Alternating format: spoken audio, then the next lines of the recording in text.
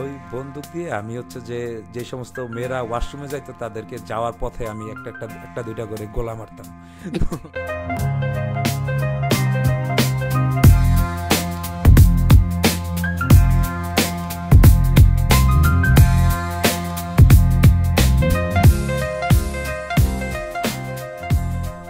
আসসালামু আলাইকুম, welcome to মানুষ পডকাস্ট। আপনারা সবাই বলেন আমি নাকি খালি ইঞ্জিনিয়ারদেরকে ইনভাইট করে নিয়ে আসি আমার পডকাস্টে। এই জন্য আজকে ডিজাইনার একজনকে নিয়ে আসছি ধরে। আহ, তো আজকে আমাদের অতিথি হচ্ছে আহমেদ ফিরোজ। আহমেদ ফিরোজ নাকি ফিরোজ আহমেদ, কোনটা ভাই?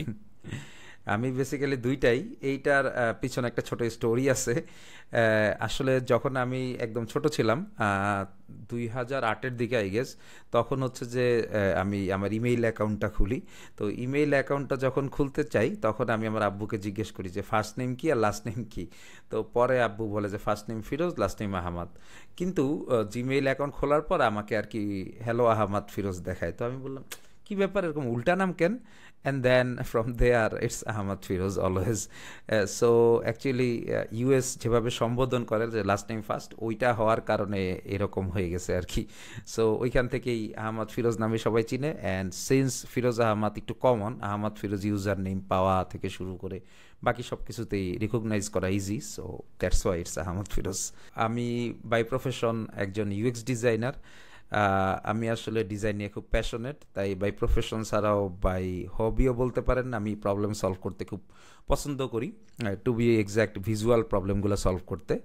সো হ্যাঁ, আপনারা অনেকে হয়তো বা অন্যার করতে পারেন যে প্রবলেম সলভিং তো প্রোগ্রামিংয়ে হয়, আসলে ভিজুয়ালি থেকে শুরু করে সব দিকেই প্রবলেম সলভিং হয়। সো ইউএক্স ডিজাইনার আরেকটা নাম হচ্ছে প্রবলেম সলভার, ওই দিক দিয়েও হয়।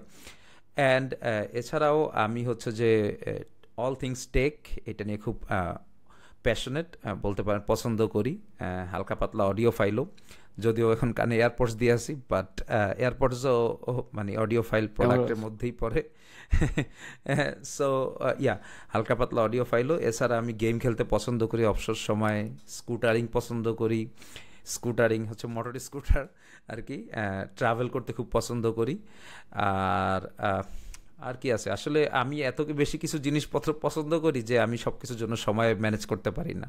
সো টু মেনি থিংস পছন্দ করি, বাট মোস্টলি সবগুলা জিনিসই হচ্ছে যে kind of techy or geeky stuffs পছন্দ করি ভাই আমার সম্পর্কে। এই যে আমরা আহমেদ ফিরোজকে আজকে দেখতেছি, এই জায়গায় আসার জার্নিটা কেমন ছিল, যদি একবারে শুরু থেকে স্টার্ট করি? জি, আমি চেষ্টা করবো একটু শর্টকাট হওয়ার, যাতে এই পডকাস্টটা অনেক বড় না না না, হয়ে যায়। লম্বাই করুন না, সমস্যা কি? শর্ট স্টোরি তো আমি শুনছি, সবাই লম্বাটাই শুনি আজকে। আচ্ছা, চেষ্টা করি একটা মিডিয়াম ভার্সন দেওয়ার। বাট আমি ডিজাইন করি অলমোস্ট 12 বছর ধরে, মানে এক ডিকেইডেরও বেশি সময় ধরে। তবে আমি টেকনোলজিতে আসি আসলে একদম ছোটোবেলা থেকেই। একদম ছোটোবেলা থেকেই আমার এই টেক নিয়ে অনেক ইন্টারেস্ট। মানুষের থাকে না যে যখন একদম ছোট থাকে তখন প্রথমে বাসা থেকে একটা দেখায় যে পাইলট হইতে হবে। তো ওই ওই পর্যন্ত, পাইলট পর্যন্ত ঠিক ছিল। এরপর থেকেই আমি মানে কম্পিউটার নিয়ে খুব ফ্যাসিনেটেড, এবং অলওয়েজই চিন্তা করতাম যে না, বড় হলে আমি একজন কম্পিউটার সায়েন্টিস্ট, কম্পিউটার ইঞ্জিনিয়ার হব। সো ছোটোবেলা থেকেই অবশ্যই ইঞ্জিনিয়ারিংয়ের প্রতি একটা ঝোঁক ছিল, যে আপনার টুকিটাকি জিনিসপত্র বানানো বা মেকশিফট কিছু বানানো, এই জিনিসগুলি। তবে মোস্ট অফ দ্যাম মানে খুব ভালো উদ্দেশ্যে বানানো ছিল না, কারণ আমরা তখন ইঞ্জিনিয়ারিং এথিক্স বা এথিক্যাল ইঞ্জিনিয়ারিং পড়ি নাই। একটা এক্সাম্পল দেই। আমার আব্বু আম্মু হচ্ছে দুইজনই টিচার, এবং আমার আব্বু হচ্ছে হেড টিচার। সো আমি যখন আমি একটা আমার আব্বা একটা স্কুলে ছিল, পণ্ডিত শাহ উচ্চ বিদ্যালয়। তো ওইখানে এসএসসির মানে কেন্দ্র ছিল। এসএসসির পরীক্ষাগুলো দেখা যেত অন্য স্কুল থেকে বা অন্য কলেজ থেকে স্টুডেন্টরা ওই কলেজে পরীক্ষা দিত। তো এইরকম যখন ছিল তখন হচ্ছে যে আমি একটা বন্দুক বানাই হোমমেড নিজের আইডিয়াতেই। তো ওটা হচ্ছে যে যে কি বলে জিআই ওয়্যার অর সামথিং, যে গুনা যেটাকে বলে অনেক ক্ষেত্রে। তো ওই রকম জিআই ওয়্যার এবং রবারের সাহায্যে আমি বন্দুকটা বানাই। তো ওই বন্দুক দিয়ে আমি হচ্ছে যে যে সমস্ত মেয়েরা ওয়াশরুমে যাইতো তাদেরকে যাওয়ার পথে আমি একটা একটা একটা দুইটা করে গোলা মারতাম। তো যাই যাই হোক, তো এরকম যাতে ইনভেনশন ছিল আর কি আমার। তো এনিওয়ে, এরপর আমি অবশ্য একটা টিউবওয়েল জাতীয় জিনিসপত্র বানাইছি, কারণ ওই বড় যে ডিপ টিউবওয়েলটা ছিল আমাদের বাসার সামনে, ওইটাকে আমি কোনো সময় খুব জোরে প্রেস করতে পারতাম না, পানি বেরোইতো না। সো এই জন্য আমি ছোট করে টিউবওয়েল বানাইছি যাতে আমি প্রেস করতে পারি। ওই টিউবওয়েলে দেখা যেত যে আমি ঝুলেই থেকে যাচ্ছি, কিন্তু টিউবওয়েল আর নামে না, যেহেতু আমি খুব ছোট ছিলাম। সো এরকম কয়েকটা ব্যাপার ছিল। এছাড়াও ছোটবেলায় আমি মানে বেশ একটু আহ, বাদর ছিলাম, টু বি অনেস্ট। তো যাই হোক, পেট ব্যথার নাম করে স্কুল কলেজ ফাঁকি দেওয়া। সো স্টুডেন্ট হিসেবে আই থিঙ্ক আমি ক্লাস 5 পর্যন্ত মোটামুটি ভালো স্টুডেন্ট থাকলেও এরপর থেকে আসলে আর ভালো থাকতে পারি নাই আর কি। মনোযোগ অন্যান্য দিকে চলে যায়। সারাদিন খেলাধুলা থেকে শুরু করে আপনার টুকিটাকি টিঙ্কারিং, এবং ওই সময় টুকিটাকি যে গ্যাজেটসগুলো অ্যাভেলেবল ছিল ওইগুলো নিয়ে ভাবতে ভাবতেই দেখা যেত সময় চলে যেত। তবে আরেকটু বড় হওয়ার পর আমি প্রচুর পরিমাণে গল্পের বই পড়ে সময় নষ্ট করতাম আর কি, বইয়ের মাঝখানে গল্পের বই রেখে। আই থিঙ্ক এই স্টোরি অনেকেই জানে, আমাদের মতো যারা মিলেনিয়াল তারা সবাই আসলে বইয়ের মাঝখানে বই রেখে গল্পের বই পড়ছে আর কি। তো যাই হোক, তো এরপর যখন আমি আস্তে আস্তে এই কম্পিউটার, একটা ট্রেনিং সেন্টার ছিল আমাদের বাসার পাশে, তো ওইটাতে আমি দেখলাম যে মানুষজন আসলে ট্রেনিং করে। তো ওইটাতে আমি অনেক বসে থাকতাম এবং দেখতাম মানুষজন ট্রেনিং করে। তো আমি কখনো ভর্তি হইতে পারি নাই, আমি তো হয়তো অনেক ছোট, এবং আসলে ওই রকম কোনো ইন্টারেস্ট ওইভাবে ছিল না। আব্বা আম্মার ইন্টারেস্ট ছিল না আর কি, আমার ইন্টারেস্ট ছিল কিন্তু আব্বা আম্মার ছিল না। সো আমাকে কখনো ভর্তি করা হয় নাই আর কি। তো কিন্তু তারপর আমি ওইখানে যা বসে থাকতাম, দেখতাম মানুষজন কি করে, এবং যখন দেখা যাইতো দুইটা শিফটের মাঝখানে দেখা যেত একজন শিখে উঠছে আরেকজন বসবে, তো ওর মাঝখানে 5-10 মিনিট যে সময় পাওয়া যায়, তখন আমার ফেভারিট কাজ ছিল উইন্ডোজ পেইন্টে যায় বাংলাদেশের পতাকা আঁকা আর কি। তো যাই হোক, ওই জিনিসটা পারতাম। ওই জিনিসটা আমি বোধহয় কোনো এক এরকম একটা ট্রেনিংয়ের কোনো একটা কোর্সেই ওরা দেখাচ্ছিল, তখন আমি ছিলাম আর কি। সো ওইভাবে ওই জিনিসটা শিখতে পারি। তো ওইখান থেকেই কম্পিউটার ইন্টারেস্ট বলতে পারেন। এরপর আমার নিজের কম্পিউটার অবশ্য খুব পরে হয়, তারও অনেক। আমি যখন ক্লাস 10-এ পড়ি তখনও আমার কম্পিউটার হয় না, বাট তখন আমি লুকায় লুকায় আমার আব্বুর যে স্কুল ছিল ওইখানকার কম্পিউটার ল্যাবে কম্পিউটার ইউজ করতাম। এরপর আমি যখন কলেজ পাশ করি, তখন আমি একটা কোম্পানিতে জয়েন করি, গ্রামীণ ফোন। তো গ্রামীণ ফোনে জয়েন করি বলতে কি, এইটা আসলে ফ্রিল্যান্স টাইপের একটা পজিশন ছিল। তখন অবশ্য ফ্রিল্যান্স হিসেবে জানতাম না। আসলে তখন ওই যে একটা নতুন প্রসেস শুরু হয়েছিল গভর্নমেন্ট, যে সব সিম রেজিস্ট্রেশন করা লাগবে, বায়োমেট্রিক না, বায়োমেট্রিকের আগের যে রেজিস্ট্রেশনটা হয়েছিল আর কি। তো তখন সব সিম রেজিস্ট্রেশন করা লাগবে, অ্যান্ড দেন তখন তো ওদের ম্যান পাওয়ার লাগবে প্রচুর পরিমাণে রেজিস্টার করার জন্য। যেহেতু আমি মোটামুটি পড়ালেখা, সো আমাদের এরিয়াতে আর কি আমাকে নেওয়া হইলো, এবং ওই যে গ্রামীণ ফোনের যে সেন্টারটা চালাইতো ওইখানে কাস্টমার কেয়ারটা, উনি আমার পরিচিত থাকার কারণে আমাকেই নেওয়া হইলো। তো আমি ওই রকম সাইন আপ করতাম, রেজিস্ট্রেশন করতাম। তো মাঝে মধ্যে এমন ভিড় হয়ে যেত যে খাওয়া দাওয়ার সময় পাইতাম না। তবে মোটামুটি একটা অ্যামাউন্ট অফ মানি পাইছি, যেটা আমি সবই উড়াইয়া ফেলছি অবশ্য, কারণ টাকা পয়সা পাই আমার খুবই ইচ্ছা ছিল যা যা হাইরে করার বিভিন্ন। প্যানিক ছিল ওই টাইমে, সিম রেজিস্ট্রেশন না করলে বন্ধ হয়ে যাবে ওই টাইমে। ওই রকম আর কি। দেখা যেত সকালে যাইতাম তো খাইতেও দিত না, এত সিরিয়াল, এত লোকজন চলে আসতো ভয়ে সবাই, যে রেজিস্ট্রেশন তো করা লাগবে, নাহলে তো সিম বন্ধ হয়ে যাবে আর কি। এবং দেখা যাইতো লুকায় লুকায় খাইতে যাইতে হইতো। তো যাই হোক, তারপরেও ওরা দিত হচ্ছে যে পার রেজিস্ট্রেশনের, কমপ্লিট রেজিস্ট্রেশনের জন্য আমাদেরকে একটা ফি দিত। তো ওই ফির মধ্যে কিছু আবার ওই সিসিতে কাস্টমার সার্ভিসের ওনারা রাখলে আমরা কিছু কমিশন পাইতাম, এরকম আর কি। খুব একটা টাকা পাইতাম না, বাট সেই বয়সে ইন্টার পড়ার পর ওইটা অনেক বড় একটা অ্যামাউন্ট মনে হইতে থাকে আর কি। আর পাশাপাশি আব্বুর কম্পিউটার ল্যাবেই আমি থাকতাম বেসিক্যালি। সো ওইখানে কম্পিউটার অ্যাক্সেস পাইতাম, কম্পিউটার ল্যাবে থাকতাম বলতে কি, কম্পিউটার স্কুলে বেশ নতুন কয়েকটা কম্পিউটার আসছে, এবং আমাদের নাইট গার্ডের উপর আব্বুর রিলায়েন্স ছিল না। সো যার কারণে সিকিউরিটির জন্য দেখা যেত আমার থাকা লাগতো। এবং ওই আমি হয়তো ছোটোবেলায় সাহসী ছিলাম, এখন ভীতু হয়ে গেছি আর কি। তো ওই সময় ওই সায়েন্স ল্যাবের জিনিসপত্রও আসছে, কঙ্কাল টঙ্কাল হাবি জাবি এগুলো ছিল, এগুলোর সাথেই ঘুমাইতাম দেখা যাইতো। তো কঙ্কালের সাথে? হ্যাঁ, একটা কঙ্কাল আসলে একটা চেয়ারে ছিল, আর আমি শুয়ে ওখানে ঘুমাইতাম। তো যাই হোক, আমার ওই সময় ভয় করতো না আর কি খুব একটা, এবং আমি সারাদিন ওই ল্যাবেই থাকতাম। বাট যেহেতু ওই সময় যেটা হইতো যে গ্রামে প্রচুর পরিমাণে ইলেকট্রিসিটির সমস্যা ছিল, কাজেই এত কিছুর অ্যাক্সেস থাকা সত্ত্বেও আসলে ছিল না, কারণ ইলেকট্রিসিটি হচ্ছে মেইন ফুয়েল। সো ইলেকট্রিসিটি দেখা যায় তো দিনরাত মিলে 6-7 ঘন্টা থাকতো, ওই 6-7 ঘন্টায় যা করার তাই করতে হইতো তার। আর বাকি সময় ওই যে আপনিও করছেন, আপনার কাছ থেকে শুনছি যে কাগজে কলমে কোড লেখা, কাগজে কলমে লিখে রাখা, যে এইটা হচ্ছে যে পরবর্তীতে কারেন্ট আসলে করব এই টাইপের এক্সপেরিমেন্ট করব এই টাইপের জিনিসপত্র আর কি থট প্রসেসে ছিল। তো যাই হোক, তো পরে ওইখান থেকে বের হইলাম অ্যান্ড ইন্টারে রেজাল্ট ভালো করি নাই। এটা হচ্ছে যে ডিউরিং দ্য রেজাল্ট টাইম আর কি, রেজাল্ট দেওয়া এবং পরীক্ষা দেওয়ার মাঝামাঝি সময়টা আমি এগুলা করছি। তো রেজাল্টের সময় রেজাল্ট তো ভালো হয় নাই। তো ভালো হয় নাই দেখে আমার আব্বু আমাকে অপশন দিল যে তুমি যদি কম্পিউটার সায়েন্স পড়তে চাও, কম্পিউটার সায়েন্সের আসলে এখন ডিমান্ড নাই। এটা বলছে কেন, এটার একটা রিজন আছে। সেটা হচ্ছে যে আমাদের এক বড় ভাই, উনি কম্পিউটার সায়েন্সে পড়ছে কিন্তু পড়ার পর জব পায়নি তখন। বাট আমি তখন জানতাম যে কম্পিউটার সায়েন্সের অনেক ডিমান্ড, কিন্তু ভাইয়া জব পায় না, এবং জিনিসটা আমার কাছে খুব অবাক লাগে। কারণ কি জব পাবে না কেন? কারণ গ্রামে কিন্তু সব কিছু ডিমান্ড হিসেবে দেখা হয়, যে জিনিসের ডিমান্ড বেশি। যেমন একসময় বিবিএর ডিমান্ড ছিল, সবাইকে বিবিএতে পড়ানোর একটা টেন্ডেন্সি ছিল কিন্তু। সো এই জিনিসটাই এখানেও হয়েছে আর কি। তো এখানেও দেখা যায় তো যে বুঝলাম না কি ঘটনা হইলো। তো যাই হোক, আমার আব্বা এখন চায় না। দুইটা অপশন, এক হচ্ছে পাবলিক ইউনিভার্সিটিতে চান্স পাওয়া, আর এক হচ্ছে যে মানে ওইটাই অপশন বেসিক্যালি, আর কোনো অপশন নেই। আরেকটা হচ্ছে অন্যান্য ওনাদের ইচ্ছা মতো অপশন করা। তো ক্যারিয়ার অপশন ছিল পাবলিক ইউনিভার্সিটিতে পরীক্ষা দেওয়া। তো পাবলিক ইউনিভার্সিটিতে পরীক্ষা দেওয়ার জন্য এমনিই তো রেজাল্ট ভালো না, সো কন্ট্রিবিউশন ওই দিক থেকে কম। ওই সময় কিন্তু একটা জিনিস হইতো যে আপনার এসএসসি রেজাল্টের পর আপনার স্কোরটা ক্যালকুলেট করা হইতো। তারপর যদি স্কোরটা হাই হইতো তাহলে আপনি আর কি চান্স পাওয়ার অডসটা বাড়তো আর কি।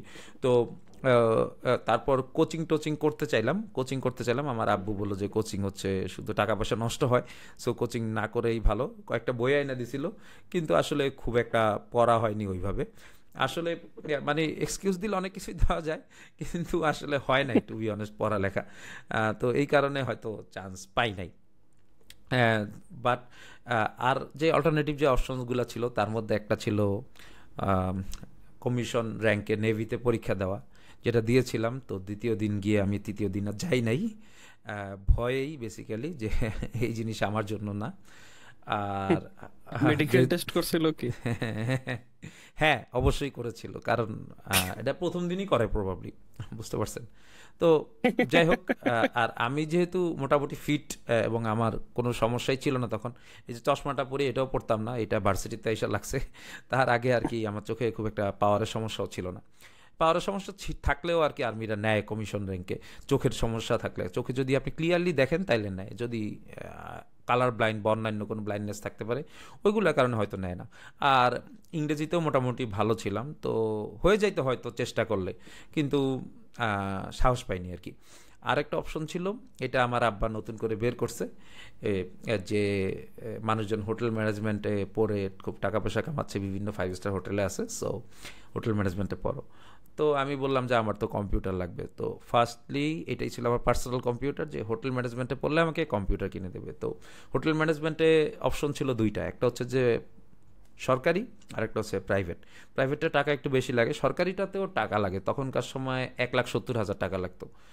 তবে প্রাইভেটে ধরেন ইউনিভার্সিটিতে গ্রাজুয়েশন করতে আপনার লাগতো 4-5 লাখ টাকা, আর 1,70,000 আপনাকে দিতে হচ্ছে যে ডিপ্লোমা পর্যন্ত।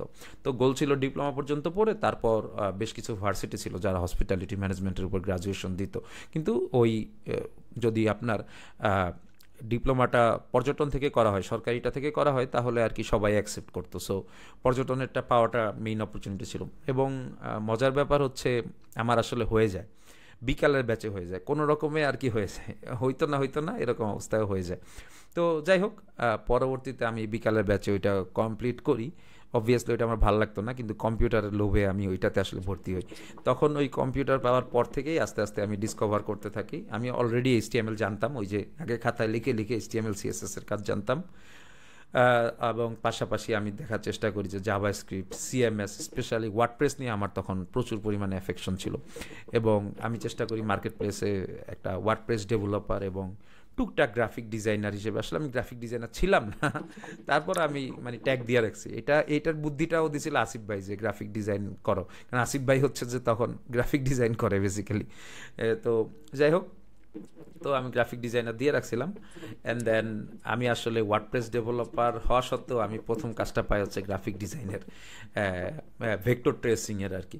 সো একটা অরিগামির একটা বুক ছিল যেটা অনেক ক্লাসিক প্রিন্ট বুক, ওইটাকে আমার ভেক্টর ট্রেস করে ঠিকঠাক করতে হবে যাতে ওই বুকটা নতুন ডিজিটাল মিডিয়াতে প্রিন্ট করার জন্য উপযুক্ত হয়। তো এখন আমি ভেক্টর ট্রেসিং তখনও পারি না, তো আসিফ ভাইয়ের কাছে চলে গেলাম যে ভাই এরকম এরকম এই ক্লায়েন্ট তো পাইছি, এখন তাহলে কি করা যায়। এটা অবভিয়াসলি রিকমেন্ডেড না, কেউ কিন্তু এটা করেন না, ঠিক আছে, কাজ না শিখে কাজ নেওয়া ঠিক না, বুঝতে পারছেন।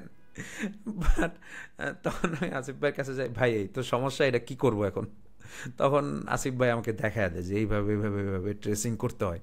অ্যান্ড দেন এতগুলা ট্রেস করা লাগছে যে আস্তে আস্তে আস্তে আস্তে আমি খুব এক্সপার্ট হয়ে যাই, এবং মনে হয় যে না, ডিজাইনটা আসলে আমার ভালো লাগতেছে বেশি রাদার দেন ডেভেলপমেন্ট। এটা কি হোটেল ম্যানেজমেন্ট পড়াশোনা করার সময়ের কথা?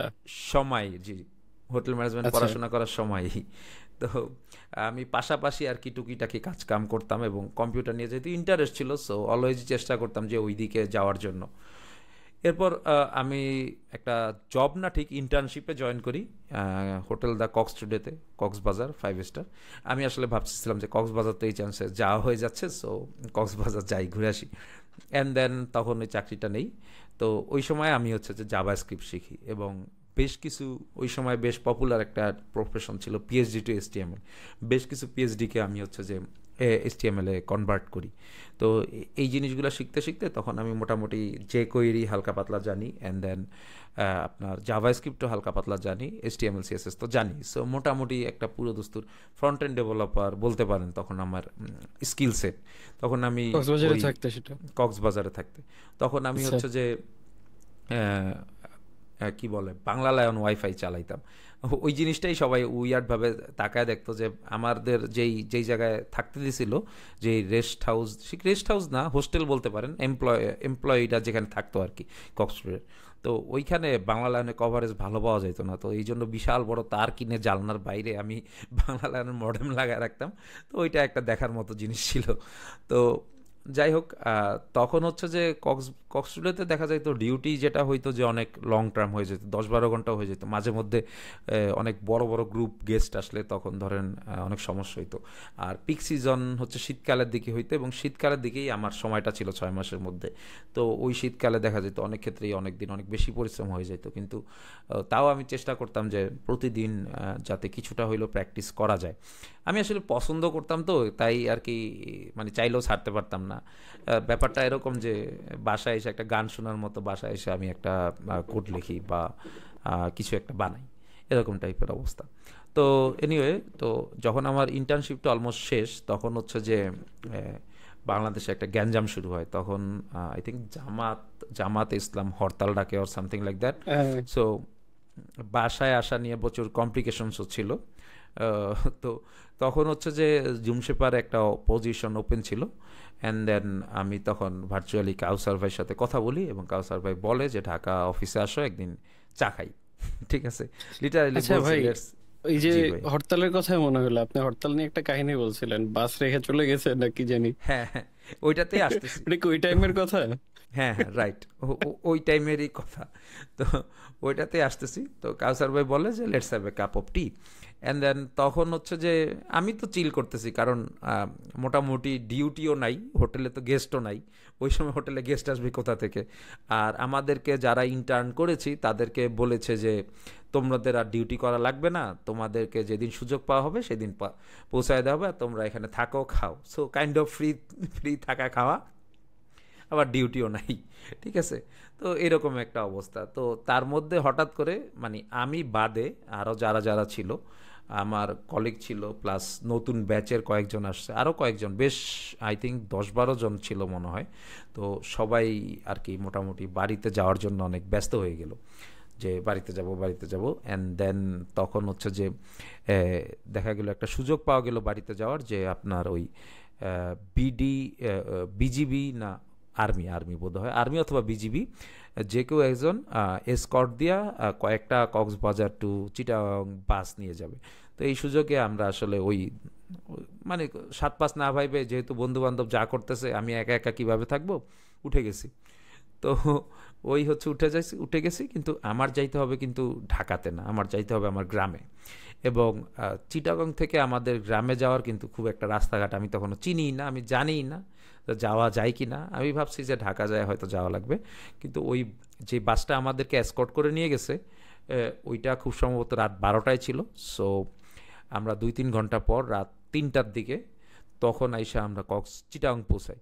তো এই এই যে চিটাং যে পৌঁছাই তখন রাত 3টা বাজে, এবং তখন আসলে ও ওই আমার এক ফ্রেন্ড ওখানকার ওয়ার্কার, ও বলতেছিল যে আমার পরিচিত এক ভাইয়া আছে, ওনার যা বাসায় যায় রেস্ট টেস্ট নেওয়া যাবে। তো ওনার বাসায় গেছি, যায় দেখি খুব একটা স্পেস নাই থাকার আর কি, এবং বেডশিট টেডশিট না, ব্যাচেলার বাসা তো ওইভাবে আসলে গেস্ট অ্যাকোমোডেট করার কোনো সিস্টেম নাই। তো যার ফলে ঘুমাইতে পারি না আর কি অ্যাকচুয়ালি।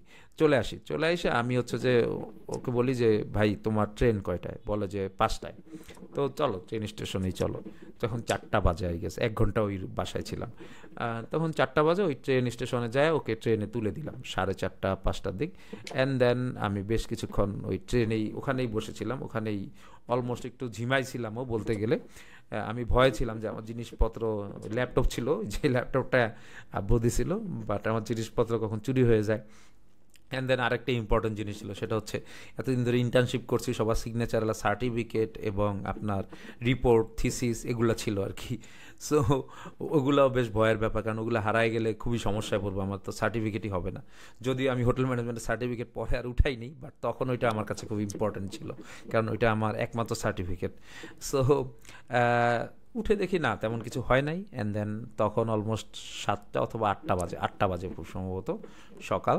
তখন আমি ব্রেকফাস্ট করতে চাই এবং ফেসবুকে স্ট্যাটাস দিই। তখন একটা ছেলে ছিল আমার ফ্রেন্ডই, টেক কমিউনিটিরই, ওর নামটা ভুলে গেছি, সাইদ বোধ হয়, এক্স্যাক্টলি মনে নাই। ও হচ্ছে চিটাগাং থাকতো, ও চিটাগাংয়ে ছিল, এখন মনে হয় জার্মানি থাকে। তো যাই হোক, তো ও হচ্ছে যে বলে যে দেখা করি আয়। তো আমি বললাম ওকে দেখা করি। পরে দেখা সাক্ষাৎ করলাম, অনেকক্ষণ আড্ডা টাড্ডা দিলাম। অ্যান্ড দেন জানলাম যে আমি তখন জানতাম যে ফেম পরিবহন নামে একটা গাড়ি আমাদের ওখানে যায়, আমার আব্বু বলে দিছিল। অ্যান্ড দেন ফেমে গেলাম, শরীয়তপুরের বাস কয়টায়, বলে 5:30, মানে বিকাল 5:30, আর নাই কোনো বাস। সো গেলে যাও, না গেলে নাই, এই টাইপের অবস্থা।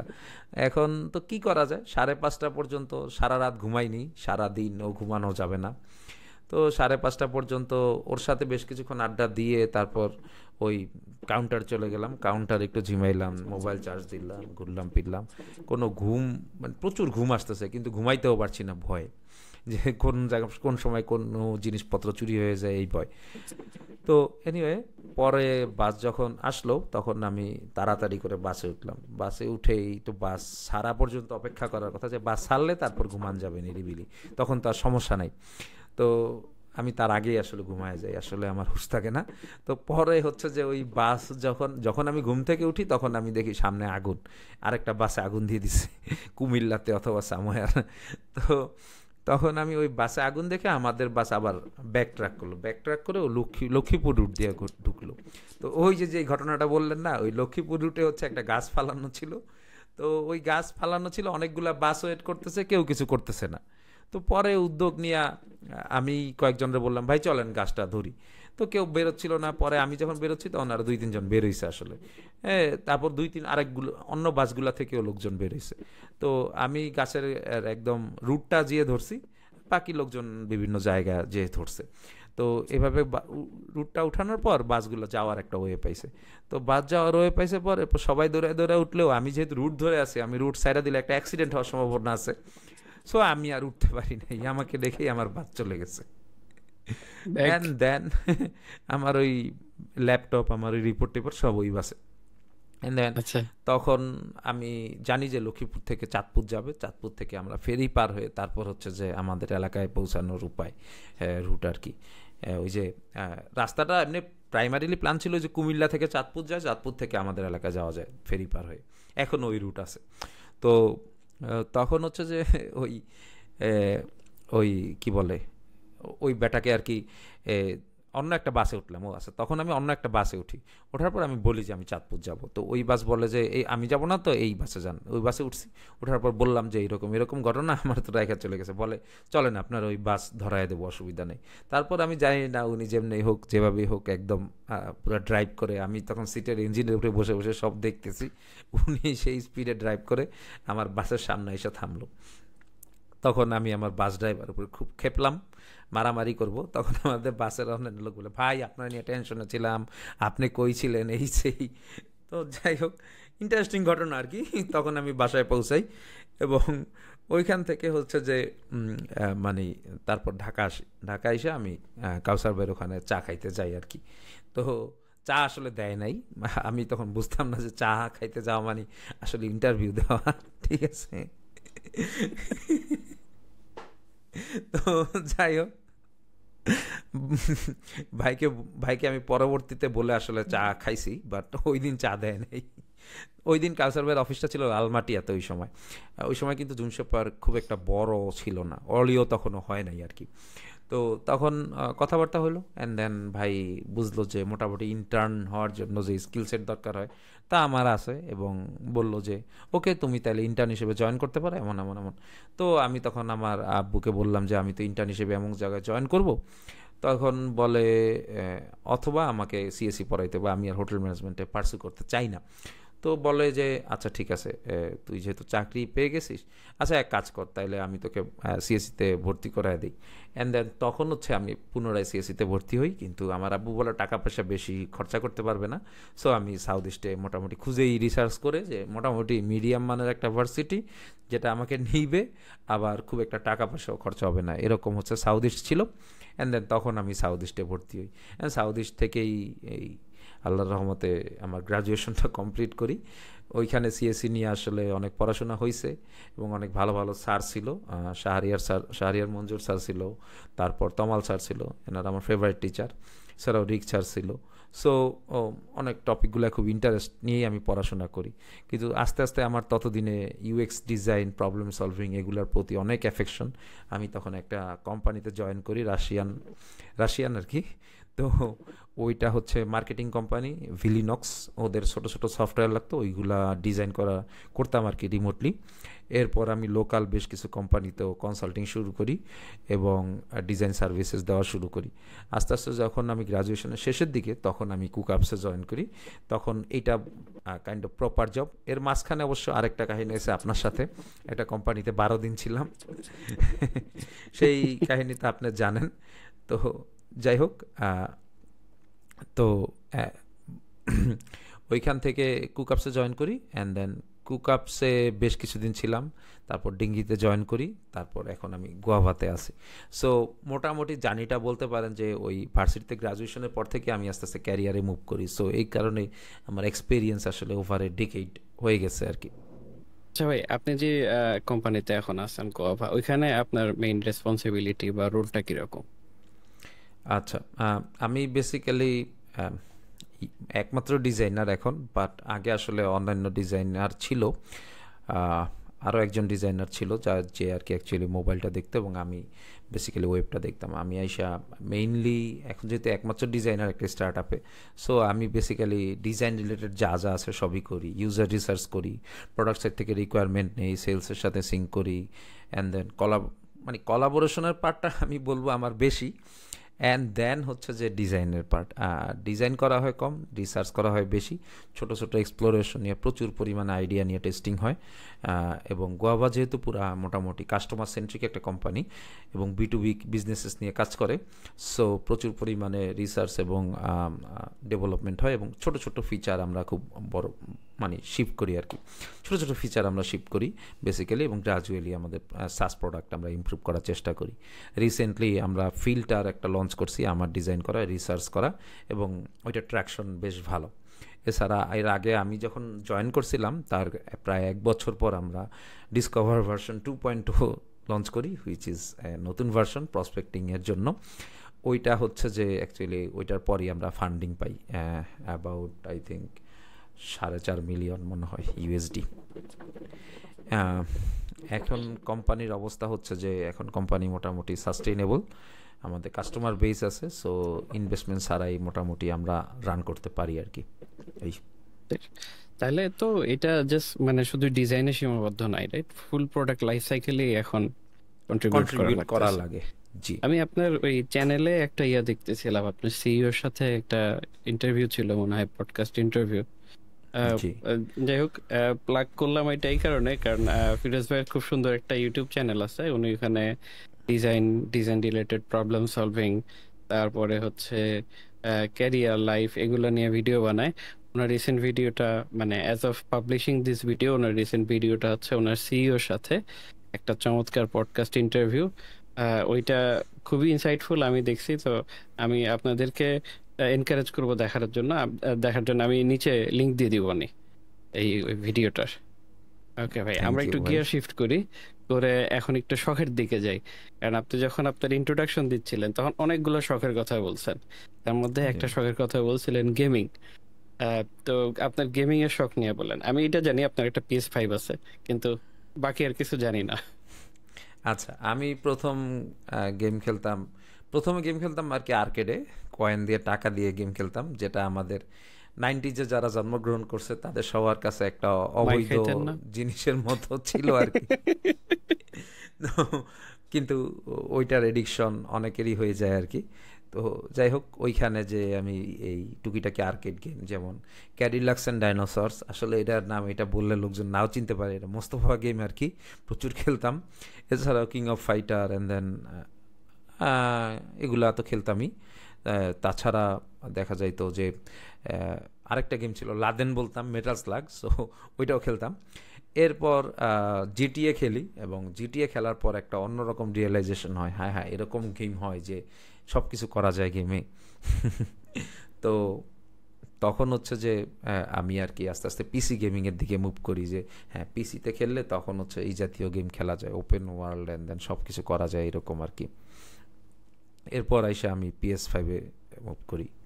আরেকটা শখের কথা বলতেছিলেন না, বাইকিং? সো স্কুটার কেনার আসলে রিজনটা খুব ইন্টারেস্টিং। সেটা হচ্ছে যে আমি যখন নেপাল যাই বেশ কয়েকদিন আগে আর কি, প্রায় 3 বছর আগে, ওইটাই আমার ফার্স্ট আউটসাইড কান্ট্রি ট্রাভেল ছিল, এবং যায়া দেখি যে আসলে স্কুটার ছাড়া এখানে আমার খুব টাকা পয়সা খরচ হয়ে যাচ্ছে, এবং আমি সব জায়গায় চাইলেও যাইতে পারতেছি না। অ্যান্ড তখন আমি বুঝলাম যে স্কুটার শেখাটা আসলে খুবই জরুরি। কারণ আমাদের দেশে দেখা যায় কি শর্টকাট ডিস্টেন্সে যাওয়ার জন্য আপনার রিক্সা আছে, অ্যান্ড দেন লং ডিস্টেন্সে যাওয়ার জন্য you have buses and there is CSG, alternative অনেক ট্রান্সপোর্ট আছে। যদিও সেটা কস্টলি, আমি তখন বুঝতাম না। বাট নেপাল যায় আমি আসলে কোনো অল্টারনেটিভ ভালো ট্রান্সপোর্ট খুঁজে পাচ্ছিলাম না। স্কুটার না জানাটা আমার জন্য একটা ফেলিওর মনে হইতে লাগলো, এবং পরবর্তীতে মনে হলো যে দেশে এসে স্কুটার শিখবো। তো দেশে এসে স্কুটার শিখতে চাইলাম, তো তখন শেখার জন্য বেস্ট উপায় হচ্ছে স্কুটার কিনতে হবে। অ্যান্ড এত লম্বা মানুষের জন্য, আমি লম্বায় 6 ফিট আর কি, এখন স্কুটার কই পাবো, ব্যাক পেইন হবে ছোটোখাটো একটা স্কুটার কিনলে, এরকম মনে হলো। অ্যান্ড দেন খুঁজতে খুঁজতে কয়েকটা অপশন পাইলাম। এইটা আমাকে কয়েকটা অপশন আর কি মামুন সৃজন ভাই রিকমেন্ড করলো। আমি মামুন ভাইকে বললাম যে ভাই এরকম অবস্থা, তো মোটরসাইকেল কিনবো না স্কুটার কিনবো? আসলে মামুন ভাই আমাকে বললো যে না, স্কুটারই কিনেন। অ্যান্ড দেন ভাই হচ্ছে কয়েকটা অপশন দিল যে এইগুলা কিনতে পারেন, তখন আপনার ওইরকম প্রবলেম হবে না। অ্যান্ড দেন দুইটা অপশন ছিল বেসিক্যালি, লিফান কেপিভি, আর একটা অপশন ছিল হুন্ডাই ডিভি। তো হুন্ডাই ডিভির দাম তখন অনেক বেশি থাকার কারণে আমার মনে হলো না, এই জিনিস আমার জন্য না। বাজেট ছিল আসলে, to be honest, but first স্কুটারে এত টাকা খরচা করতে চাচ্ছিলাম না, আর কয়েকবার যদি পরে ধরে যাই তাহলে তো কথাই নাই। তো এই ভয়ে আর কি হুন্ডাই ডিভি নেওয়া হয় নাই, লিফান কেপিভি আমি নেই।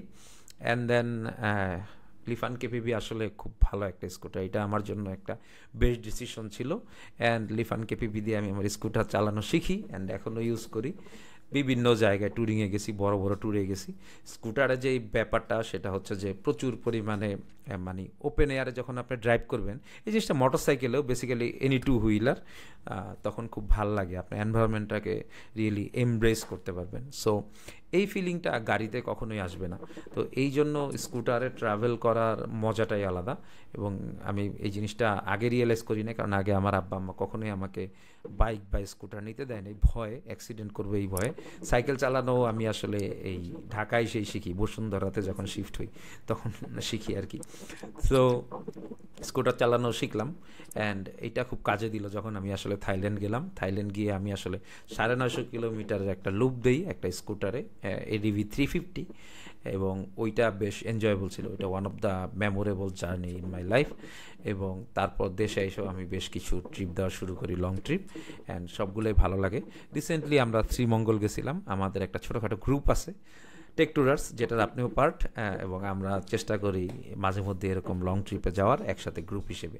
কারণ বাংলাদেশে যখন আপনি একা যাবেন তখন আসলে একটু রিসপেক্টও থাকে, আর যখন আপনি মাল্টিপল পিপল যাবেন কোথাও তখন একটু রিসপেক্টটা কমে, এবং স্কুটারের রিকগনিশন বা বাইকের আর রিকগনিশনটা অনেকে গেলে তো ভালোভাবে মজাও বুঝে, আছে একটা অন্যরকম। মজাও হয়। রাইট, অন্যরকম একা গেলে মজা একটু হয়। বোর লাগে, মানে রাস্তা ভালো হইলেও মনে হয় যে না কি এতক্ষণ যাচ্ছি।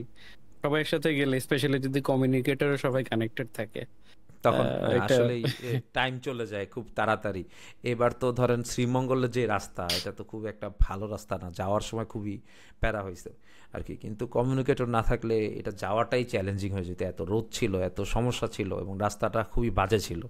তো যাই হোক, কপাল ভালো যে আমরা সবাই কমিউনিকেটরে কানেক্টেড ছিলাম, এবং আড্ডা দিতে দিতে আস্তে আস্তে পার হয়ে গেছি। তবে এবার আমাদের গ্রুপে আসলে সব ধরনের বাইকই ছিল, স্কুটার ছিল, অ্যান্ড দেন সিএফ মোটর নতুন যেই মডেলটা কি 300 সিসির যেই SR 300 প্রবাবলি, ওইটা ছিল। অ্যান্ড দেন আমাদের এই বর্তমানে বাজারে সবচেয়ে দামি বাইক এক্সমোশন, ওইটাও ছিল। অ্যান্ড দেন এক্স ব্লেড ছিল দুইটা, এন্টর্কও ছিল ফরহাতের। সো ওভারঅল সবগুলা বাইকই ছিল, অ্যান্ড দেন আমরা আসলে সবাই একই রিদেমে চালাইছি। এটা হচ্ছে ব্যাপার। এটা হচ্ছে মানে টেক ট্যুরার্সের সাথে যারা ট্যুরে গেছেন তারা তো জানেনই, যারা জানেন না ওয়েলকাম আমাদের সাথে ট্যুর করার জন্য। যদি আপনার বাইক থাকে, বাইক না থাকলেও সমস্যা নেই, পিলিয়ন হিসেবে যাইতে পারেন অন্য আরেকজনের সাথে। হুম। তবে আমাদের মজার বিষয়টা হচ্ছে যেটা, আমরা কখনোই জোরে চালাই না, আর রাস্তার রুল ভাঙি না, এবং সবাই খুবই প্রপার রাইডিং গিয়ার ব্যবহার করে রাইড করি। তো এমনিতে খুবই মজা হয়। হোপফুলি আমরা নতুন নতুন কোন একটা ট্যুরও অ্যানাউন্স করে দিব কয়েকদিনের মধ্যেই। শিওর। আচ্ছা ভাই, এটা একটা ভালো সেগুয়ে মনে হয় যে আপনার আরেকটা শখের কথা বলতেছিলেন, সেটা হচ্ছে ইয়া করা, ট্রাভেল করা। এবং আপনি তো রিসেন্টলি বেশ কয়েক জায়গায় ট্রাভেল করছেন এবং অনেক লম্বা টাইমের জন্য থাকছেন, ওইটা নিয়ে যদি একটু বলেন। আচ্ছা, যেটা হয়েছে যে আমি সব জায়গায় ট্রাভেল করি। আমার যে প্রথম যে বারের ট্রাভেলটা ছিল সেটাও 1 মাসের ছিল আর কি। যেহেতু আমি রিমোটলি চাকরি করি, সো সেটা আমাকে আসলে অনেক অপরচুনিটি দেয় বিভিন্ন জায়গায় ট্রাভেল করি এবং ট্রাভেল করতে করতে কাজ করার। তো এইটা আমি আসলে দেশের কোম্পানিতে যখন চাকরি করতাম তখন আর কি পাইতাম না। যখন আমি পাইছি তখন আমার মনে হয়েছে যে এই জিনিসটা, আমার সুযোগটা আমার কাজে লাগানো উচিত, এবং আসলেই আমি কাজে লাগাইতে শুরু করলাম যখন আমি নেপাল ট্রিপে যাই, এবং আস্তে আস্তে আমি অনেক জায়গায় যাওয়া শুরু করি। আমি থাইল্যান্ড আসলে 2বার গেছি, একবার 37 দিন ছিলাম, আর একবার রিসেন্টলি গেছি। রিসেন্টলি যে ট্রিপটা দিছি এটা হচ্ছে অ্যারাউন্ড এশিয়া ট্রিপ, এটা থাইল্যান্ড, সিঙ্গাপুর এবং মালয়েশিয়া, এই 3টা জায়গায় দিয়েছিলাম। তো এর মধ্যে এই 3টা ট্রিপ মিলে 53 দিন ছিল আর কি। তো আমরা যেটা চেষ্টা করি, আমি যেটা চেষ্টা করি যে কাজ করতে করতে যে সমস্ত জায়গায় যাওয়া যায়, and then kind of relaxing trip দেওয়ার জন্য। আর একটা জায়গা ট্রুলি এক্সপ্লোর করতে বা লোকাল কালচারের সাথে মিক্স আপ হইতে ইউনিট টাইম। আদারওয়াইজ ওই কয়েকদিনের জন্য যে জাস্ট কয়েকটা জিনিসই দেখা হবে, অ্যাকচুয়ালি কালচারের সাথে কানেক্ট হবে না। তো আমি সব জায়গায় গিয়ে তাদের দেশের কালচারটা সাথে পরিচিত হওয়ার চেষ্টা করি, এবং লোকাল লোকজনের সাথে মিশার চেষ্টা করি, এবং বোঝার চেষ্টা করি যে তাদের আসলে কীরকম লাইফ যায়, এবং কোথাকার লাইফ কীরকম। এই জিনিসটা আসলে আমার কাছে খুব ভালো লাগে, এবং আমার মাঝে মধ্যে মনে হয় যে আমি ফুল ফ্লেজ ডিজিটাল নোমেড হয়ে যাই, kind of without base. So ঢাকায় আসলে কোনো বাসা থাকবে না, আমি আসলে খালি ঘুরবো ফিরবো কাজকাম করবো এরকম জাতীয়। যদিও এই মার্কা মারা গ্রিন পাসপোর্ট নিয়ে এই জিনিসটা করা কঠিন, বাট হ্যাঁ, মানে এটা আমার একটা ইচ্ছা বলতে পারেন। আপনার আপনাকে যদি আপনার অ্যাবসলিউট সব থেকে পছন্দের দুইটা শহরের কথা বলা হয়, মানে বাংলাদেশের কোনো শহর বাদ দিয়ে যেখানে ঘুরতে গেছেন, তাহলে কোন কোন শহরের নাম বলবেন? আচ্ছা, দুইটাই, 4টা বলি তাইলে, কারণ বাংলাদেশেরও আমার পছন্দের শহর আছে 2টা আর কি। আহ, আসলে এটা বললে লোকজন বলবে যে শ্বশুরবাড়ির প্রশংসা করতেছি, দেশেরটাকে বলি। একটা দেশের শহরের মধ্যে একটা হচ্ছে রাজশাহী, আর একটা হচ্ছে শ্রীমঙ্গল। এই 2টা শহর আমার খুবই পছন্দ। শ্রীমঙ্গল আসলে শহর না, গ্রাম, কিন্তু শ্রীমঙ্গলে ওই এনভায়রনমেন্টটা আমার কাছে খুবই ভালো লাগে। আর কক্সবাজার আসলে আমার খুব একটা পছন্দ না ওই সাপেক্ষে।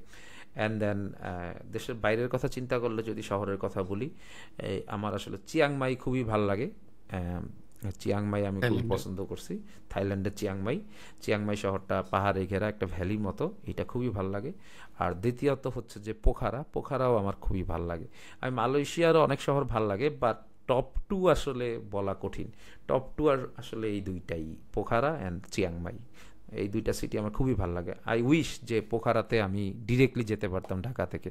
এই ঢাকা থেকে আসতেছে, কাঠমান্ডু গিয়ে, ফ্লাইট আসতেছে। হ্যাঁ ইনশাআল্লাহ, তখন খুব ভালো হবে জিনিসটা আসলে। কারণ ঢাকা থেকে দেখা যায় কি যে ওই কাঠমান্ডু গিয়ে, কাঠমান্ডু থেকে যে বাস জার্নিটা ওইটা বেশ হেক্টিক, আর আমি প্লেনেও যাওয়াটা সাহস পাই না, কারণ ওইখানকার প্লেনগুলো খুব একটা সুবিধার না। সো ওভারঅল আমার কাছে জাস্ট ডিরেক্ট যেতে পারলে খুবই ভালো এই জিনিসটা আর কি, পোখারা। এবারে যে নেপাল গেছিলাম, ওই ওরা বলতেছিল যে ওদের নাকি টিভিতে দেখাচ্ছে বাংলাদেশের এয়ারস্ট্রা আসবে ওকে, সরাসরি পোখারায়। তাহলে তো খুবই ভালো হয়। হয়তো অ্যান্ড দেন আশার বাণী এটা। যেহেতু আমাদের, হ্যাঁ আমাদের পাসপোর্টেই আমরা অনারাইভাল পাই, সো খুব সহজেই আমরা কক্সবাজারের বদলে পোখারায় এক্সপ্লোর করতে পারি আর কি। সবার জন্য এটা রিকমেন্ডেশন, কারণ কক্সবাজার আসলে অনেক এক্সপেন্সিভ, পোখারা অত এক্সপেন্সিভ না। আপনি অনেক দিন থাকতে পারবেন, এনজয় করেন, থাকেন, লেকের পার আছে, পাহাড় আছে, অভাব নেই পোখারাতে একটু যাওয়ার মানে জায়গা এবং ভ্যালু রিল্যাক্স হিসাবে করার। পোখারার ভ্যালু অনেক বেটার, এবং নেপালিরা অসম্ভব জোস মানে মানুষ। হ্যাঁ হ্যাঁ, এইটাই। ওকে, এনিওয়েজ, যেহেতু ভাই আপনি রিমোট জব করেন এবং ঘুরে বেড়ান, এমনিতে ধরেন যখন বাসায় থাকেন তখন আপনার, বা এই বাসায়ও না থাকে, মানে এমনি আপনার অন অ্যান অ্যাভারেজ একটা টিপিক্যাল ডে কিভাবে কাটে? আচ্ছা, on an average typical day, again এইটা আমার চ্যানেলে একটা আছে, day in a life of A product designer, এই ক্যাপশনে বাংলা একটা এটা ভিডিও আছে। লিংক পেয়ে যাবেন নিচে। আমি হচ্ছে যে ওই ওইটা ওই সময় বাংলা কন্টেন্ট বানাইতাম, এখন আমি চেষ্টা করতেছি ইংলিশ কন্টেন্ট বানাইতে, কারণ দেয়ার আর রিকোয়েস্টস। প্রথম দিকে আমি ভাবছি যে আমার কন্টেন্ট কে দেখবে, এখনও খুব একটা মানুষজন দেখে না, ম্যাক্সিমাম 400-500 ভিউ পায়। বাট কয়েকজন আমাকে রিকোয়েস্ট করছে, ভাই প্লিজ ইংলিশে কন্টেন্ট বানান। অ্যান্ড দেন আমি আসলে চাইছি বেশ কিছু লোকজনের ইন্টারভিউ নিতে, সো এখন আমি ইংলিশে মুভ করছি, চেষ্টা করি। আমার ইংলিশ খুব একটা ভালো না, বাট চেষ্টা করি। তো আমার আমার ডের মধ্যে নতুন করে অ্যাড হয়েছে, এই যে বললাম হবির অভাব নেই, নতুন করে অ্যাড হয়েছে এই কন্টেন্ট ক্রিয়েশন। এটা কয়েকবার ধরছি সারছি অ্যান্ড দেন এখন আবার ধরছি। সো এখন এই কন্টেন্ট ক্রিয়েশনে একটা টাইম যায়। এছাড়াও অফিসের অফিসের কাজে তো অনেক সময় যাই। আমরা প্রতি সপ্তাহে একটা করে ডিজাইন সিঙ্ক করি, আর মাঝে মধ্যে আমরা প্রোডাক্ট সিঙ্ক করি, মাঝে মধ্যে আমরা ইউজার ইন্টারভিউ নেই, আর বাকি সময় কাজ করি, বেশ কাজ করি। এখন এখন যেটা হয় যে অনেক ইউজার ডেটা আমাদের কাছে আছে যেগুলো নিয়ে আমাদের কাজ করতে হবে। সো এখন বেসিক্যালি এই কোয়ার্টারটা আমার কাজের উপর দিয়ে বেশি যাবে, কারণ আমরা রিডিজাইনের উপর কাজ করতেছি। অন্যান্য কোয়ার্টারে আমার দেখা যায় যে ইন্টারভিউ থাকে, টেস্টিং থাকে, এবার একটু এই জিনিসগুলি কম, কারণ আমরা যে গোলটা নিয়ে নামছি সেই গোলে আর কি আমরা বেশ কিছু ডিজাইন চেঞ্জ করব। আমরা অলরেডি জানি ইউজাররা কী চায়, আমরা দিতে পারতেছি না আর কি, কাইন্ড অফ। সো ওই যে যে পডকাস্টের কথা আনাম ভাই বললো, ওই পডকাস্টে কিন্তু এই জিনিসটা নিয়ে কথা হয়েছে যে আমরা আসলে যেটা হয়েছে, আমাদের অধিকাংশ লোকজন এন্টারপ্রাইজ থেকে এখানে আসছে, তো সো এন্টারপ্রাইজ প্রোডাক্ট বানায় ফেলছি, স্টার্ট আপের প্রোডাক্ট বানাইতে যায়। সো আমাদের এখন গোল হচ্ছে যে স্টার্ট আপের জন্য প্রোডাক্ট বানানো, and then we are aiming for that. So এটাই। এই আমি সকালে আসলে উঠি অ্যাবাউট 11:30টায়, উঠে ডেইলি স্ট্যান্ড আপ করি। স্ট্যান্ড আপটা করে আমাদের আসলে ওইরকম কোনো বাধা ধরার সময় নাই, তো মিটিংগুলো থাকলেই হয়। অ্যান্ড দেন বাকি সময়গুলো আমি নিজের মতো করে কাজ করি আর কি। আমি চেষ্টা করি পোমোডোরো আকৃতিতে আমার টাইমগুলো ডিভাইড করে নিতে। সো 20 মিনিট কাজ অ্যান্ড দেন 5 মিনিট রিল্যাক্স, এই টাইপের ছোটো ছোটো করে ফোকাসড ওয়ার্ক করার চেষ্টা করি 2 থেকে 4 ঘন্টা। অ্যান্ড দেন আমি আসলে নিজের মতো করে এক্সপ্লোর করতে সময়টা ব্যবহার করি। বাকি আসলে 4 ঘন্টার বেশি খুব একটা কাজ আসলে করা হয় না। আমি মাঝখানে একটা সাইড হাসল করতাম, আপওয়ার্কে কন্ট্রাক্ট কাজ করতাম, সো তখন আলাদা 2 ঘন্টা দেওয়া হইতো ওইটার পিছনে। এখন যেহেতু সাইড হাসলটা করতেছি না, সো এখন ওইটাই আমার কাজের মোটামুটি শেষ। এরপর আমি এই সাইড হাসলের বদলে আর কি কন্টেন্ট ক্রিয়েশন করি, আর সময় পেলে গেম খেলি, মুভি দেখি, অ্যান্ড দেন বাইরেও যাই। স্কুটার নিয়ে প্রতিদিন একবার করে না বের হইলে আমার ভাল লাগে না। সো 15 প্রতিদিন কিলোমিটার বাইক চালায় 15 টাকার চা খেতে চাই। হ্যাঁ, সো ওই জিনিসটাই হয় আর কি, মানে না বের হইলে ভাল লাগে না, সো ও বের হই আর কি। সো এই মোটামুটি আমার ডে টু ডে লাইফ আর কি অ্যাকচুয়ালি। আচ্ছা, আপনার ভবিষ্যতে প্ল্যানিং কিরকম? মানে অনেক মানুষ আছে ভবিষ্যতে প্ল্যান করে, তো আপনি কি ওই টাইপের মানুষ যে ভবিষ্যতে প্ল্যান করেন, বা ধরেন শর্ট টার্ম কোনো গোল আছে যেটা মানুষের সাথে শেয়ার করতে পারবেন? আচ্ছা, এইখানে এখানে আসলে একটা জিনিস বলা দরকার। আমি আসলে খুব একটা ওয়েলদি ফ্যামিলি থেকে বিলং করি না। সো মানে আমি এখন যে পজিশনে আছি সেটা আমার জন্য ফিনান্সিয়ালি সবচেয়ে বড় পজিশন। ঠিক আছে? সো মানে আমি এর আগে আসলে কখনো ফিউচার নিয়ে ভাবার খুব একটা স্কোপ পাইনি। এখন হয়তো হালকা পাতলা পাচ্ছি। আবার একটু ফোমো হচ্ছে। দেখা যায় যে আমার পিয়ার যারা, কলিগ যারা, তারা অনেক বড় বড় ইনভেস্টমেন্ট করতেছে, অনেক বড় বড় ভবিষ্যৎ নিয়ে চিন্তা করতেছে। আমি আসলে ওই স্কেলে করতে পারতেছি না। এক নম্বর হচ্ছে আমার টাকা পয়সা নাই। আমি এখন আসলে টাকার পিছনে খুব একটা ছুটি না। আমি আসলে জব স্যাটিসফ্যাকশন দেখি কালচার দিয়ে এখনও। আমার জাস্ট সার্ভাইভাল মানি হইলেই হয়, বাকিটা দেখা যাবে না পরে। আমার যা যা লাগে বেসিক জিনিস হলেই হয়, অ্যান্ড দেন বাকিটা দেখা যাবে। সো এই কারণে মেবি আমি টাম্প না করে এই যে গোয়াভাতে 4 বছর ছিলাম, ডিঙ্গিতে 3 বছর ছিলাম, অনেক দিন করে এক এক কোম্পানিতে থাকি। জাম্প করলে দেখা যায় যে বেশি টাকা পয়সা পাওয়া যায় অনেক ক্ষেত্রেই। বাট আমি আমার গোয়াভার জব নিয়ে খুবই স্যাটিসফাইড, কারণ আমি খুব ভালো একটা কালচারে আছি। আমি একটা প্রসেসের মধ্যে দিয়ে যাচ্ছি এবং যেখানে আমি আসলে একটা ইম্প্যাক্ট রাখতে পারি। সো এইটার জন্য আমার এই গোয়াভাটা খুবই পছন্দ, যদিও বেতন আসলে কম। সো আমি ওইভাবে হয়তো বা সবার মতো, আমার আশেপাশে যারা পিয়ার আছে তাদের মতো ওইভাবে ফিউচার প্ল্যানিং করতে পারি না।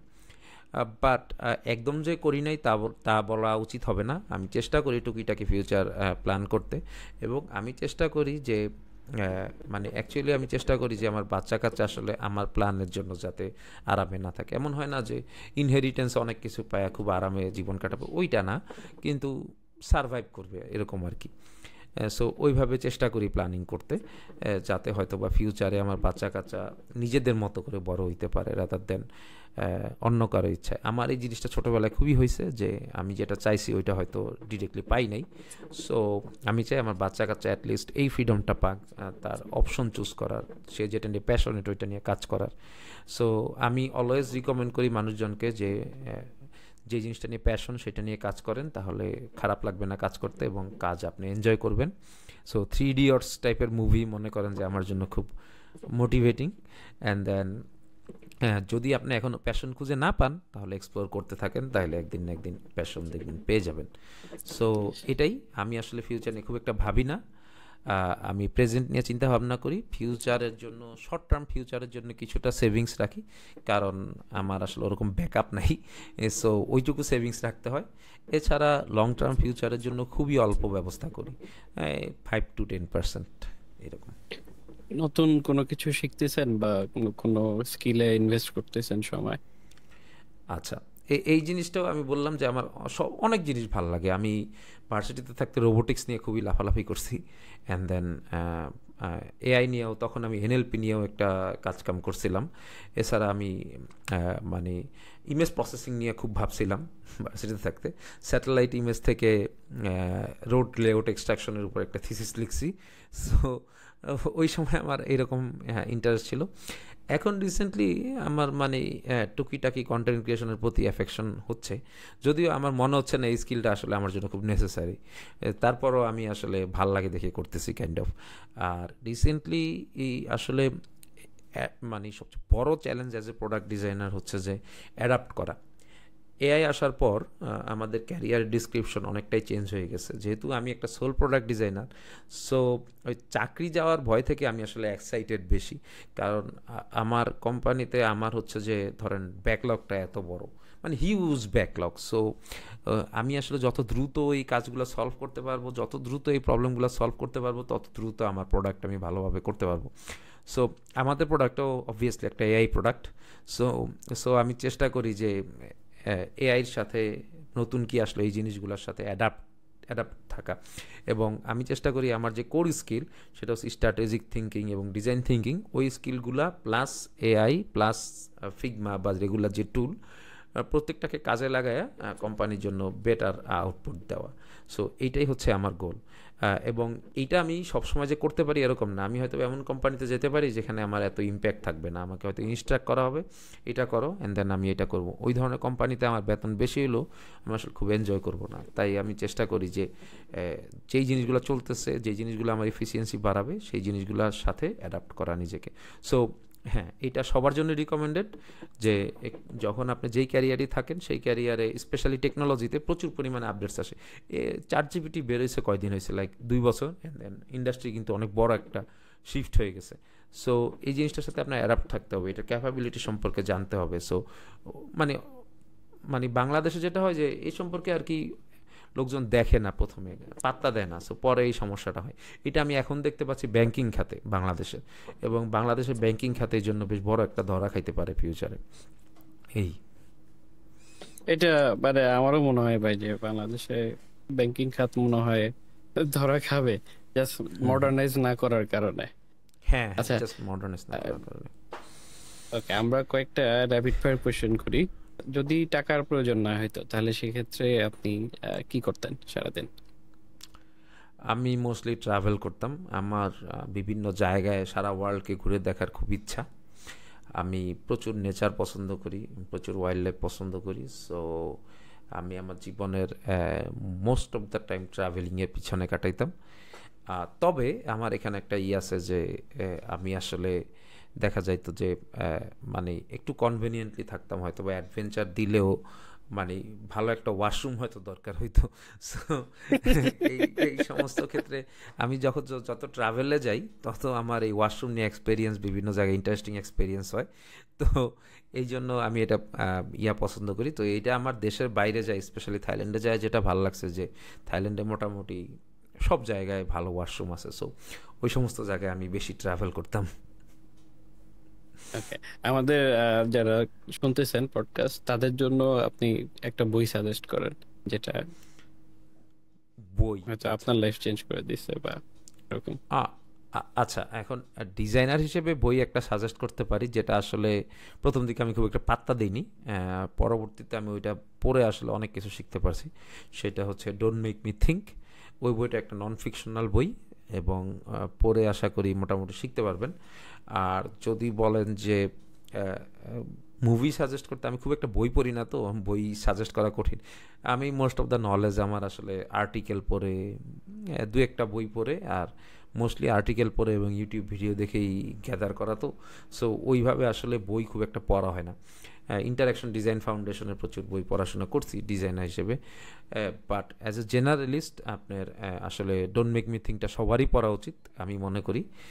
আর আর ফিকশনাল মধ্যে আসলে মুভি বলতে পারেন, হ্যাঁ, 3 ইডিয়টস অবভিয়াসলি আমি দেখা রিকমেন্ড করি।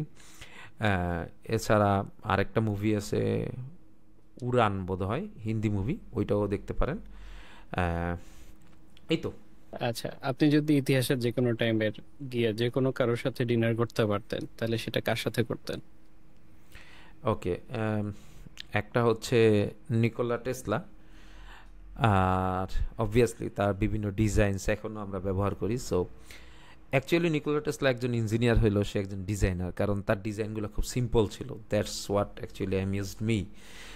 অ্যান্ড দেন আরেকজন আম, আরেকজন যদি বলি, আসলে আমার অনেকেই আছে এই লিস্টে, টু বি অনেস্ট, বাট হ্যাঁ, আমি আসলে যখন বেঁচে ছিলাম তখনই ওই লোক ছিল, কিন্তু হয়তো দেখা সাক্ষাৎ করার সুযোগ কখনো হয় নাই, স্টিভ জবস। সো আমার আহ, মানে ইচ্ছা ছিল যে ওনার সাথে দেখা করে ওনাকে কয়েকটা প্রশ্ন জিজ্ঞেস করা, হয়তো বা সুযোগ পাইলে করতাম। এই ওকে, তাহলে আহ, এটা মনে হয় ভালো সেগওয়ে আমার নেক্সট কোয়েশ্চেনে। সেটা হচ্ছে আপনার জীবনের সব থেকে বড় শেয়ার যোগ্য, মানে শেয়ার করতে পারবেন মানুষের সাথে এরকম আফসোস কি? আচ্ছা, শেয়ার যোগ্য আফসোস। আহ, আফসোস আফসোস আসলে মানে কি, আমি এই ছোটবেলা থেকেই অনেক পেসিমিস্টিক ছিলাম। আহ, মানে কোনো কিছু নিয়ে কখনোই দেখা যাইতো যে পজিটিভ ছিলাম না। সো আমি চেষ্টা করতেছি ওই পেসিমিজম থেকে বের হইতে, অ্যান্ড দেন দ্যাটস ওয়াই আমি আসলে কোনো স্পেসিফিক আফসোস রাখি নাই। বুঝতে পারছেন? তো তারপরও মানে ওয়ান অফ দ্য বড় আফসোস হচ্ছে যে আমার জীবনে আসলে বেশ কিছু সময় ক্যারিয়ার নিয়ে এক্সপ্লোর করতে যায় এবং খারাপ রেজাল্ট করে আমার ডাউন টাইমটা খুব বাজে অবস্থায় গেছে। ওই সময়টা আমার জন্য খুবই বাজে ছিল। ওই সময় যদি আমি নিজেকে নিজে ইন্সপায়ার করতে পারতাম যে না, এভরিথিংস গনা বি অল রাইট, তাইলে খুব ভালো হতো। ওই টাইমটায় almost I was near suicide or something. আমি তো জানতাম না তখন মেন্টাল হেলথ কী জিনিস, বাট হ্যাঁ, তখন আমার জন্য একটা ডাউন টাইম গেছে। সো ওই টাইমটা নিজের কনফিডেন্সটা বাড়াইলে হয়তো বা আই উড বি ডিফারেন্ট। এবং আমি তখনও রিয়েলাইজ করি নাই যে পড়ালেখা আসলে আমি যেভাবে এতদিন ধরে মানুষজন শিখাইছে ওইভাবে পড়ালেখা আসলে আমার জন্য অ্যাপ্রোপ্রিয়েট না। আমি আসলে লার্ন বাই ডুইংয়ে বিশ্বাসী এবং আমি যেভাবে শিখি সেটা আমি ভার্সিটিতে এসে ডিসকভার করছি, অ্যান্ড দ্যাটস ওয়াই আমার ভার্সিটিতে রেজাল্ট ভালো। সো ওই জিনিসটা ওই সময় বুঝতে পারলে হয়তো খুব কাজে লাগতো। এই বাহ, মজার বিষয় হচ্ছে যে আমি জাস্ট প্রশ্ন করতেছি এবং প্রশ্নের অ্যান্সারটা পরের প্রশ্নতে সেগুয়ে হচ্ছে। তো আপনি বলতেছিলেন আপনার লাইফে স্ট্রাগলের কথা, তাহলে আমরা যদি মানে আমার আগ্রহ হইলো আর কি, যে নিশ্চয়ই মানুষ মানে অনেকের কাছ থেকে হেল্প পাইছেন, অনেকে আপনাকে লাইফে সঠিক পথ দেখাইছে। তো আপনি যদি আপনার লাইফে সব থেকে ইম্প্যাক্টফুল দুইজন মানুষের কথা বলেন, তাহলে সেই দুইজন মানুষ কে কে হবে? আচ্ছা, এইটা অ্যাগেন এটা হচ্ছে মামুন সিজন নাম্বার ওয়ান, যার বাসায় আমি আর কি বিনা নোটিশে, তখন চিনতাম না ভালো করে খুব একটা, জানতাম সে একজন ডিজাইনার, বিনা নোটিশে চলে যাই ডিজাইন শেখার জন্য। Obviously say one of the impactful person আমার জীবনে। আরেকজন বলা যাইতে পারে সে কাইন্ড অফ আমার জোরই করছে, সে হচ্ছে আসিফ শাহ, আসিফ ভাই। অলরেডি তার পডকাস্ট দেখছেন। অ্যান্ড দেন তারপর তো আপনারা আছেনই। আমার জীবনে আসলে গিক হাউস বা যে কমিউনিটিটা ছিল ওইটা খুবই ইম্প্যাক্টফুল একটা চ্যাপ্টার আমার জীবনে। আদারওয়াইজ আমি আসলে এই আহমদ ফিরোজ বা বর্তমানে যেই ফিরোজ আছি সেটা হয়তো হইতাম না। এই ওকে ভাই, একবারে শেষ প্রশ্ন, র্যাপিড ফায়ারের। এটা হচ্ছে, আপনি যদি এই পডকাস্টে কাউকে দেখতে চান, সেটা কে হবে? Good question. এটা তো ভালো কোশ্চেন, বাট আমি ভাবতেছি, আমার লিস্টের কোনো শেষ নাই আসলে। সো বলা কঠিন। আহ, আহ, আমার ছোট ভাই আছে ফরহাদ, তারপর আমি চাই রাজিন ভাই আসুক, রিশাদ রাজিন ভাই জুমশেপারে ছিল আগে, এখন কানাডার একটা কোম্পানিতে কাজ করে। অ্যান্ড দেন রাজদা আছে, আমাদের মামুন সিজন ভাই আছে। সো আসিফ ভাইটা তো অলরেডি করে ফেলছেন, সো ওইটা বললাম না। এটা কোনো পার্টিকুলার অর্ডার লিস্ট না, বাট আমি চাই এই কয়েকজন লোক আসুক, কথাবার্তা বলুক। এছাড়া যদি গ্লোবালি কাউকে যদি আনা যাইতো তাহলে আমি বলতাম যে হয়তো স্যাম অল্টম্যানরে আনা গেলে খুব ভালো হইতো। এই তো। ওকে ভাই, ধন্যবাদ। আমরা আমাদের পডকাস্টের একেবারে শেষ পর্যায়ে চলে আসছি। তো যারা শুনতেছেন তাদের উদ্দেশ্যে আমরা পডকাস্টটা শেষ করব আমাদের গেস্ট আহমেদ ফিরোজ ভাই, ওনার কাছে ওনার লাস্ট ওয়ার্ড দিয়ে। ভাই, আমাদের শ্রোতাদের বা দর্শকদের উদ্দেশ্যে কি বলতে চান? একটাই বলতে চাই যে keep exploring and keep learning, and then আসলে যেটা নিয়ে প্যাশনেট, যেটা পছন্দ করেন সেটা করতে থাকেন, খুব ভালো লাগবে, দেখবেন কাজ কাম জীবন আর বোরিং লাগবে না। ঠিক আছে ভাই, অসংখ্য ধন্যবাদ পডকাস্টে আসার জন্য। টু বি কমপ্লিটলি ফেয়ার আমাদের শ্রোতাদের সাথে, এটা হচ্ছে আমাদের সেকেন্ড রেকর্ডিং এবং এই রেকর্ডিং এর মধ্যে বহুত ঝামেলা হয়েছে, টেকনিক্যাল ঝামেলা। তো তারপরেও ধন্যবাদ যে আপনি দুইবার টাইম দিয়েছেন আমাকে এইটা রেকর্ড করার জন্য। ভাই অসংখ্য ধন্যবাদ। ভবিষ্যতে আবার কথা হবে ইনশাল্লাহ। ইনশাআল্লাহ।